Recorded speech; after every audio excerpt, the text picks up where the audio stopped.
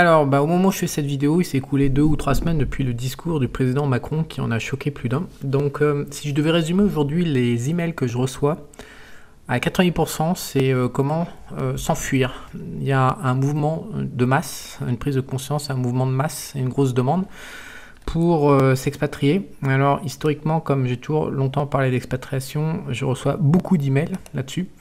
Et puis, je vous rappelle que l'an dernier, j'ai fait le programme Les 3S justement pour s'expatrier, s'enrichir, se sécuriser. Et ça, c'était pour apporter une réponse à ce besoin que j'avais cerné avant le Covid. Et en fait, je m'aperçois qu'il y a un décalage mais total entre les emails que je reçois et la réponse que j'ai apportée, parce que la vie internationale, quand on quitte En fait, ceux qui étaient aptes à partir à l'international pour des raisons fondamentales, c'est-à-dire qui ne croyaient plus à la France, ces gens-là étaient en phase avec le programme des 3S et ça collait bien.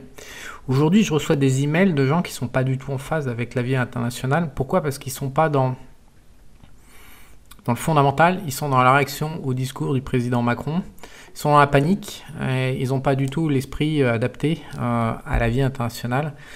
Donc je reçois 80% des emails, c'est que ça, et je suis un petit peu démuni. Je ne sais même pas comment. Je me demande même s'ils vont pouvoir y arriver. Donc je vais juste une petite vidéo d'introduction sur ce que c'est. Quelques questions, 2-3 questions. Le programme Le 3S, c'est quand même 15 ou 20 heures ou 30 heures, je me souviens plus, c'est 2 ans, qui répond à toutes les questions. Mais par exemple sur les 3S, si je reviens sur les 3S juste 3 secondes, les questions qu'on me demande, c'est est-ce que j'apporte une solution pour s'insérer sur le marché du travail local? Pas une seule seconde, les personnes, ça arrive quasiment tous les 2-3 jours, pas une seule seconde, les emails me disent, la personne s'interroge savoir si c'est utile de s'insérer sur un marché local du travail en tant que salarié. Je vais pas faire un programme, il y a 200 pays, il y a 200 options de vie, je vais pas faire un programme dans lequel je vais parler des 200 pays différents avec les différentes options disponibles pour chaque pays, ça n'a aucun sens, c'est impossible. Ce que je vais parler dans les 3S, c'est de comprendre quelle est la situation du marché en local pour le travail, et puis voilà, si c'est possible ou pas, et sinon, comment on fait pour travailler à l'international. Après, investir dans quelle monnaie? Parce que le truc, c'est tout le monde arrive, ça c'est le deuxième type de question que je reçois pas mal en ce moment, c'est j'ai de l'argent, voilà, je vends ma maison en France, ça va de 100 000 à 300, 400 000 euros, généralement, on vient me voir, et en fait, voilà, je voudrais partir en Amérique latine, en Amérique centrale, en Asie. Je voudrais investir pour pouvoir m'installer dans ces pays pour fuir l'Europe, quoi. Et donc, quels sont les secteurs dans lesquels je peux investir? Mais non, on n'investit pas dans un secteur. On commence par réfléchir à la monnaie dans laquelle on investit. 90% des monnaies sur Terre, elles sont complètement foireuses, détruites par rapport au dollar et à l'euro et l'yen, en fait. Les monnaies dans le monde, c'est 62% le dollar américain. Après, je sais plus, il y a que 20% de l'euro. Et puis après, il y a le yen. Et puis il y a un peu de la monnaie chinoise. Et puis c'est fini. En fait, personne ne touche aucune autre monnaie que ces 4-là dans le monde, dans la finance. Donc si c'est valable pour les grands argentiers du monde, c'est valable obligatoirement pour vous. Donc si vous commencez à investir dans d'autres monnaies que celle-là, vous allez vous faire ruiner, littéralement. Mais plus vous resterez dans une monnaie pourrie, plus vous serez ruiné. Donc à un moment, il y a une notion à comprendre de monnaie. Alors ça, évidemment, c'est l'un des piliers des 3S, puisque si on ne comprend pas la monnaie, à l'international, on est mort. Mais sur 10 ans, on parle de tout perdre, ou de perdre 50%, 75% de sa valeur. Donc la question, elle n'est pas de trouver un secteur d'activité dans lequel investir. Quand on parle à l'international, la question est de savoir dans quelle monnaie on va investir et quel est le danger par rapport à l'érosion monétaire dans le grand jeu de la valeur mondiale, comment ça se dispatche. Pour info, parce que tout le monde est toujours en train de baratiner sur le dollar et sur l'or qui va à 5000 $, et le bitcoin qui est le futur, et voilà. Pour l'instant, les proportions, encore une fois, c'est 62% de dollars, ça arrive de 69 ou 70%, donc maintenant on est tombé à 62%. Alors la baisse, elle est due parce que l'euro a piqué une part de marché au dollar, mais depuis 10 ans, le dollar et puis l'euro n'ont pas pris de part de marché, n'ont pas gagné ni perdu. En fait, il n'y a qu'une seule monnaie qui a progressé dans le monde, c'est le yen japonais. C'est la seule monnaie qui a été plus accumulée que les 4 autres, que les 3 autres.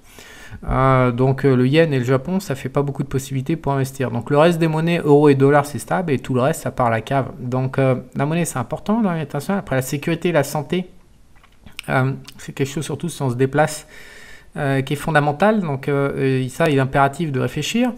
Alors, donc le troisième critère, qui est un critère de malade mental pour moi, donc critère numéro un du choix des gens qui sont en train de me contacter et qui sont dans l'erreur, c'est de se dire est-ce que je peux travailler en local ou pas, est-ce que tu apportes des solutions? Donc réponse non. Deuxièmement, est-ce que je peux investir dans une monnaie pourrie? Est-ce que tu apportes des solutions? Réponse non, et heureusement.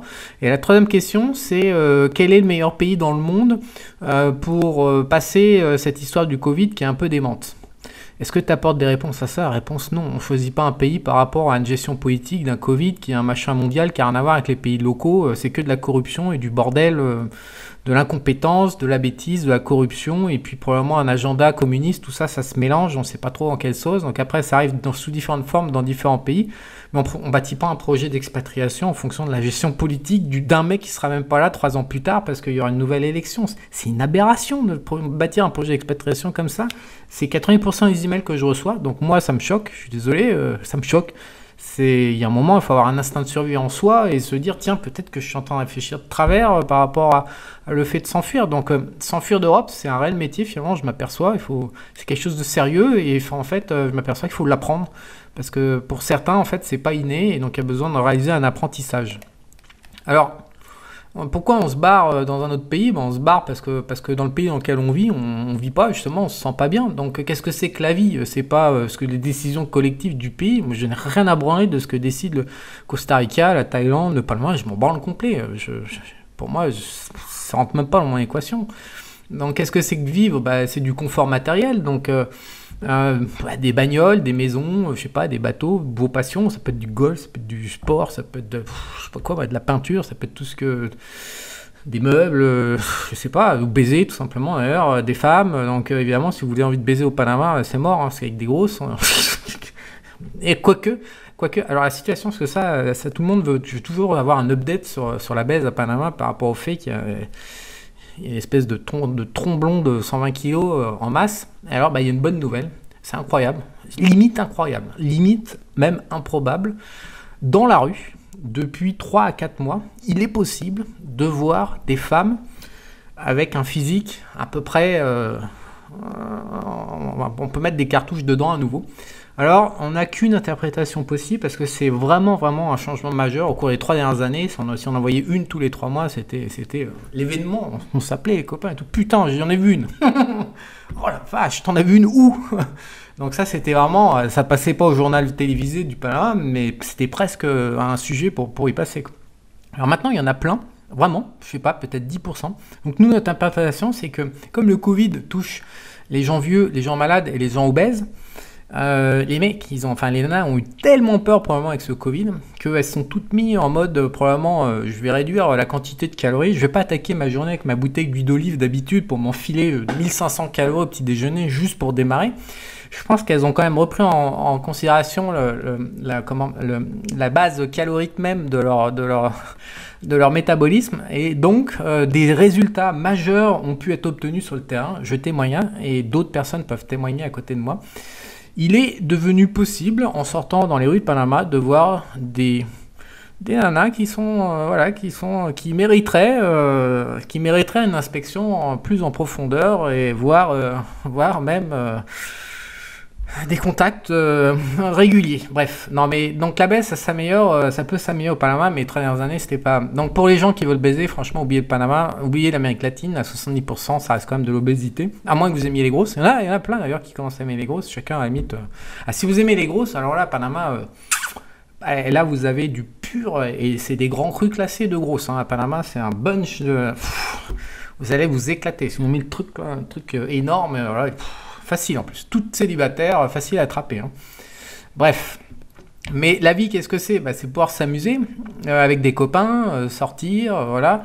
Mais c'est surtout avoir des copains. Par exemple, en Thaïlande, on s'est beaucoup amusé, on est beaucoup sortis, mais on n'a pas fait beaucoup de copains parce que le public en Thaïlande, à l'époque où j'y étais, c'était pas non plus top. Donc le public au Panama, j'ai beaucoup plus de rencontres au Panama qu'en Thaïlande. Après, au Costa Rica, c'est un public qui est âgé, donc j'ai pas fait de copains plus que ça au Costa Rica. Donc ça va dépendre de l'âge, de l'âge moyen des expatriés internationaux dans le pays d'accueil, ça va dépendre de tout votre programme. Mais qu'est-ce que c'est que vivre? C'est pas regarder le président de la République ce qu'il a décrit par rapport au Covid. Non mais ça n'a rien à voir. On va choisir un pays pour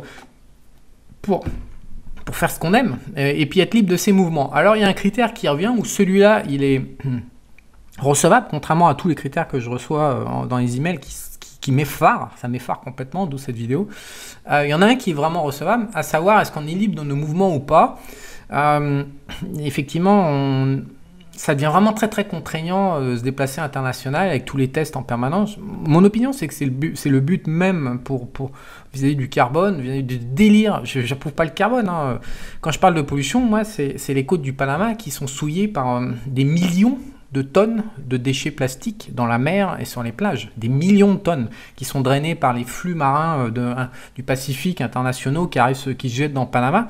Quand on voit ça, à part vraiment pleurer sincèrement de tristesse devant cette destruction massive de notre habitat, le carbone, je m'en bats les couilles, mais alors complet, pour moi c'est une aberration. Néanmoins, il est clair que pour lutter contre la hausse du carbone, les déplacements internationaux sont considérablement, on va dire, on a créé des forces de frottement considérables pour limiter les déplacements internationaux. Alors, si vous n'avez pas votre jet privé pour vous déplacer, ça reste quand même, maintenant ça devient la merde. En plus avec toutes les correspondances qui sautent, c'est quand même pas super. Donc il y a des gens, à juste titre, qui conçoivent de vivant dans un lieu 4, 5 mois par an, 6 mois par an, par exemple, pour avoir une adresse fiscale valide, et puis qui veulent bouger 6 mois de l'année, vadrouiller dans le monde, dans différents pays.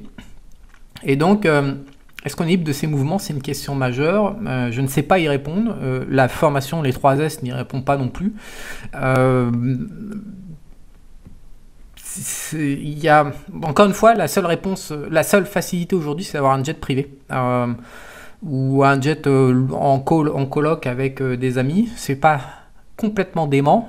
Quand je vois qu'il y a des gens qui dépensent 100, 200 000 $ dans les passeports, honnêtement, on peut se mettre à 5 et pour le même montant, on peut avoir un jet privé et se déplacer à l'international, aux aéroports privés et être complètement libre de tout ce merdier qui est en train d'être mis en place au niveau administratif. C'est une réelle question en tout cas de choisir un pays en fonction de son aptitude à pouvoir entrer et sortir et vadrouiller encore. Après, si vous êtes comme moi, c'est-à-dire plutôt casanier et local, enfin je suis local au Panama, j'aurais pu être local en Thaïlande, j'aurais pas pu être local au Costa Rica par exemple, mais si vous vous contentez de transports nationaux, alors il y en a qui ont des théories comme quoi on va reboucler les territoires, qu'on va vers un communisme dur qui va arriver là demain. Moi c'est pas mon opinion, mais tout est possible, et que donc on va être bouclé à l'intérieur des pays et puis peut-être à l'intérieur des régions dans les pays. Bon, ça je sais pas, c'est des questions, c'est impossible d'y répondre, c'est en plus, je pense pas que ça soit un critère important pour choisir de s'expatrier, parce que quand on voit l'Australie qui était la destination phare et privilégiée avec la Nouvelle-Zélande dans le monde, ils étaient en tête des classements avec la Suisse, voilà, et aujourd'hui, c'est les plus gros fachos de la planète qui font des trucs de ouf, vraiment. Donc c'est un peu compliqué à anticiper, c'est un peu compliqué de bâtir un projet d'expatriation à partir de décisions comme ça, c'est même plus de la politique, enfin bon, c'est le délire du jour. Donc voilà. Après, il y a d'autres choses qui sont quand même importantes quand on s'expatrie, c'est de pouvoir connecter avec la nature, avec le climat, avec l'énergie. Moi, par exemple, on me dit, actuellement, toute la communauté Internet est réfugiée, hein, on va le dire, à Dubaï, quoi. C'est cool, c'est une plateforme, oui, il y a du service, c'est 50 fois mieux que Panama en termes de service, en termes de... voilà, c'est sur les standards internationaux du luxe, Dubaï, oui. Le truc, c'est que oui, puis il y a des arbres et tout, mais enfin, excusez-moi, mais c'est quand même un désert. 3 mois de l'année, il fait 45 degrés, il y a tout qui brûle. Moi, je connecte pas, quoi. Même si on me dit, ouais, t'as qu'à te casser en dehors, tu prends un avion et tu vas dans, je sais pas, en Grèce ou ce que tu veux, c'est pas très loin, c'est en face. Ok, mais moi, mes chats, 3 mois, je vis pas sans voir mes chats, mes plantes, mes machins, mes potes pendant 3 mois parce qu'il fait trop chaud sur le lieu de pays que j'ai choisi. Par exemple, ça, moi, je conçois pas ça. Après, il y en a qui conçoivent, ils ont 2 valises, puis ils passent d'un truc à l'autre, ils sont souvent assez seuls. Et quand ils n'ont pas l'opportunité de se déplacer en bande, et voilà, donc c'est quand même un critère important de savoir si vous allez vous faire des déplacements nationaux, internationaux, et si vous nationaux c'est facile, donc de nombreux pays s'y prêtent, mais après il faut connecter avec la nature, le climat et l'énergie, il faut quand même choisir avec conséquence. Moi, ce que j'ai envie de finir cette vidéo, c'est pour vous dire qu'aujourd'hui, on ne choisit pas un pays en fonction de critères administratifs, on choisit un pays, enfin quoique, et puis il y a d'autres critères, hein, dans les 3S, on passe tout en revue, il y a d'autres critères que ceux-là. Mais on choisit un pays en fonction de qui on est et de notre mode de vie, en fait. Parce que sur le papier, Panama, c'est pas fait du slip avec le Covid. Franchement, Panama, ça n'a pas été une gestion respectable. Mais pourtant, le Panama, si on s'y prend, on peut vivre une super vie, une incroyable vie, à condition de piger qu'un pays, c'est pas la manière dont, c'est pas qui on est et c'est pas la manière dont on vit. Il faut d'abord déterminer ce qui compte dans son mode de vie pour ensuite voir si on peut le faire dans le pays d'accueil. Donc moi, par exemple, depuis toujours, fin de confidence, j'avais, depuis vraiment très très longtemps, pas une obsession, mais une conviction forte, qu'il fallait que je vive avec ma plage privée, mon terrain grand, des dizaines d'hectares, personne pour me faire chier la couille autour, dans une zone où j'aurais ma plage privée, où je serais sécurisé. J'aurais pas, par exemple, une mafia locale à la con qui viendra me faire chier pour me tamponner la nuit. Donc j'avais envie d'une plage tropicale avec des animaux, des plantes, des copains, des baraques, des machins, petite communauté, peinard, off the grid. Et donc, quand on a ce rêve-là, par exemple, qui est un rêve quand même assez partagé chez les hommes, petit truc qui reste de l'adolescence de Robinson Crusoe, voilà, mais en version moderne avec la techno, quand on a ça dans le crâne, de nombreux pays ne permettent pas de réaliser ce rêve. Donc, est-ce que je vais choisir un pays parce que sa gestion du Covid est pas bien, ou est-ce que je vais choisir un pays parce qu'il va me permettre d'acheter une plage privée avec suffisamment de terrain, il va me donner un droit de propriété et je vais me sentir en sécurité? J'en ai rien à branler du Covid. Je vous invite vraiment faut arrêter le délire avec le Covid, on s'en branle complet. Voilà, donc, par exemple au Costa Rica, on n'a pas le droit d'avoir des plages privées, c'est plage publique, pas le droit de construire sur la plage, ils cassent les burnes comme c'est pas possible. La Thaïlande, on peut construire, mais on n'a pas le droit en tant qu'étranger de posséder de la terre, donc rebelote, cassage de burnes. Dans de nombreux pays en Asie, c'est comme ça, sauf la Malaisie.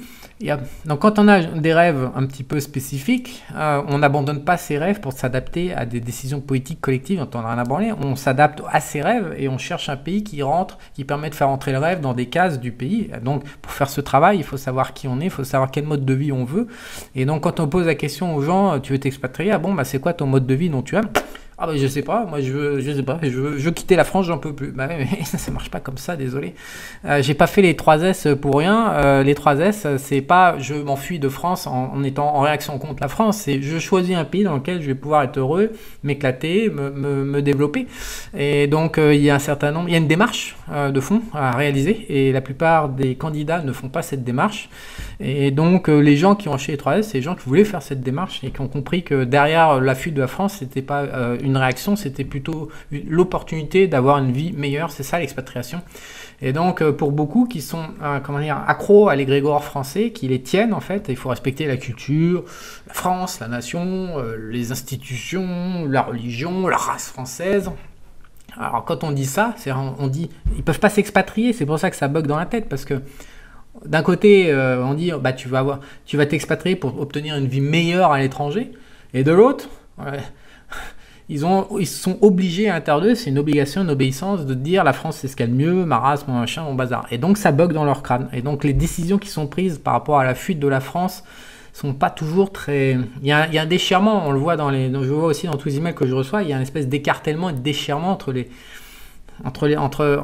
le respect des institutions, de d'où on vient, de qui on est, français, et puis le fait que la France est devenue de la merde, quoi, et qu'en fait il est 50 fois plus facile de bâtir une vie meilleure en dehors de la France pour des dizaines et des dizaines de raisons. Donc moi effectivement aussi en France, il y avait des îles à vendre dans le golfe du Morbihan notamment, quand j'étais jeune, j'en ai repayé une, et il y en avait aussi en nord de la Bretagne, un peu en Normandie. Il y a des îles à vendre en France effectivement, et puis aussi il y avait des moulins, il y a des belles pièces immobilières à vendre en France, dans des régions où il y a de l'eau, voilà.